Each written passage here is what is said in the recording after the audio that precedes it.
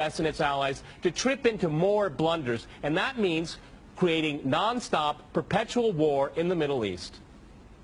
Well, I'm going to make this interesting and disagree with everyone. Okay. I do not accept the premise, which probably isn't too much of a surprise, but nonetheless, I reject the premise that the whole point of the so-called war on terror or investing in the Mujahideen was to somehow fight terrorism or to make a better world.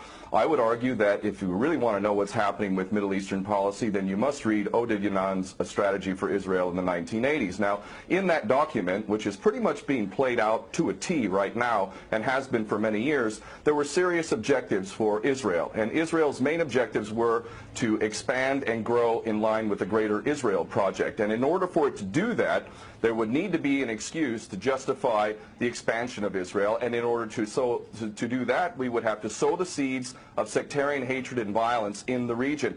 The #1 target of this plan was Iraq. We've achieved that. That's not a failure. That's actually a success. Iraq is a failed state largely. It is an absolute basket case. Sectarian hatred is absolutely insane. We see the beheadings and all of this madness, and we think it's a disaster. No, it's not at all. In fact, it's all part of the plan to break up Iraq into 3 different states. When we look at Syria, we also find that the goal is once again the same thing: sow the seeds of sectarian hatred and basically turn that nation into a basket case.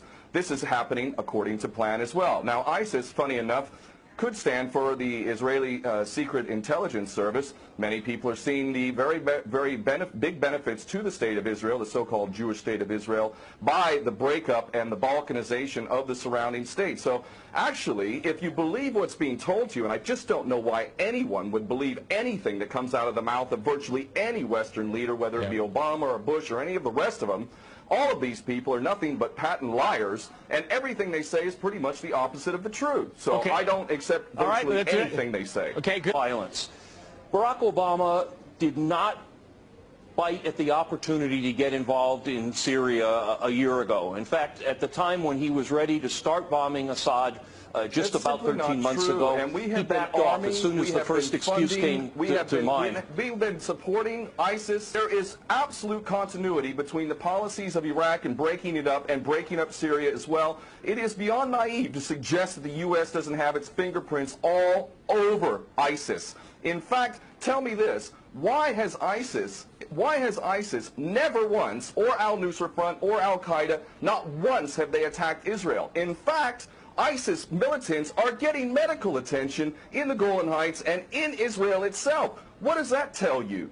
There is absolute continuity, but the actual policy, just like the Project for a New American Century laid out very clearly, that a, quote, new Pearl Harbor would be necessary to achieve this goal of full spectrum dominance, you could never tell the American people, or the world for that matter, we're going to fight wars of aggression where we're going to have to invade and occupy, we're going to have to spend hundreds of billions, if not trillions of dollars to achieve the goal of full spectrum dominance, which is to control, absolute control over air, land, sea, and space and cyberspace. The American people never would have bought it, so you can't tell them that. You have to tell them a bunch of lies. And we see this over and over again. What you have to do, Ken, if I can go... It would absolutely no question that there must always be a boogeyman. In fact, you're sitting in Russia now. For 50 years plus, we were fighting this Cold War that really was an absolute charade to begin with. There never really was a threat of a Soviet invasion. And for decades, we spent insane amounts of money developing nuclear weapons to the point of really completely, totally collective insanity. And here we sit today in a world that threatens a third world war with a policy that is clearly intended to totally destroy Syria. Let's see what happens.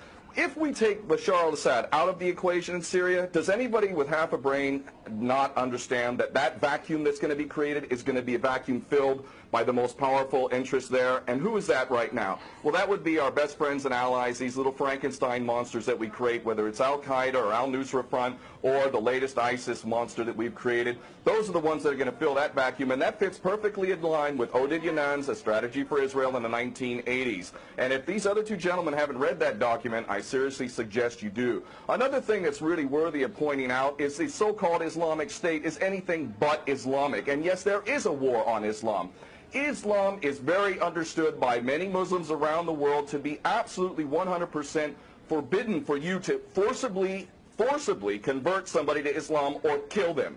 This is totally untrue. Back in the medieval times, when there was Muslim empires, it was an absolute understanding and policy amongst the Muslims who were in charge at that time that those who practiced whatever religion were allowed to continue practicing that religion, and they were not even forced to pay taxes into the Muslim empire itself. However, if people wanted to practice that religion, they would not be able to derive the benefits of the tax system and so on and so forth. The bottom line is no Muslim in their right mind would justify going in and literally executing men, women, and children simply because they don't convert to your religion. These people are not Islamic. They are creations of the monster, which is the empire of the United States and all its cohorts in Israel and England in particular.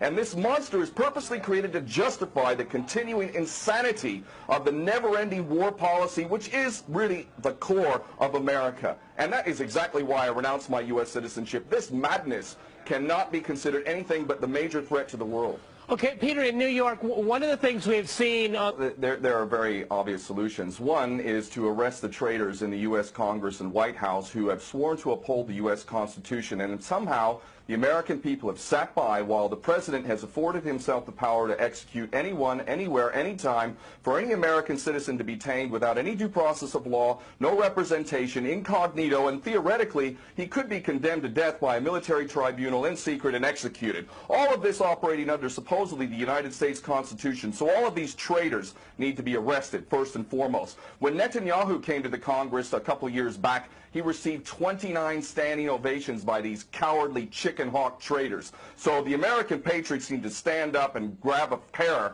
and ultimately have some integrity and get rid of these traitors. Secondly, cut off all funding to Israel. Israel is a pariah state, a criminal state. It is committing active policies of genocide by the legal definition of the word according to Black's Law Dictionary. That country needs to be cut off right now. All of their attention needs to turn inward. Stop your little empire endeavors and full spectrum dominance and all of this sort of madness. Start taking care of your infrastructure back home. Start taking care of the American citizens who have worked their whole lives and now find themselves wondering how they're going to keep a roof over their head.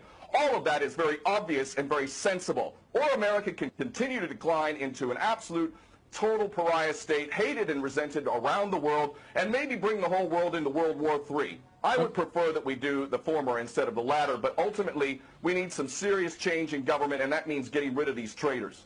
Okay.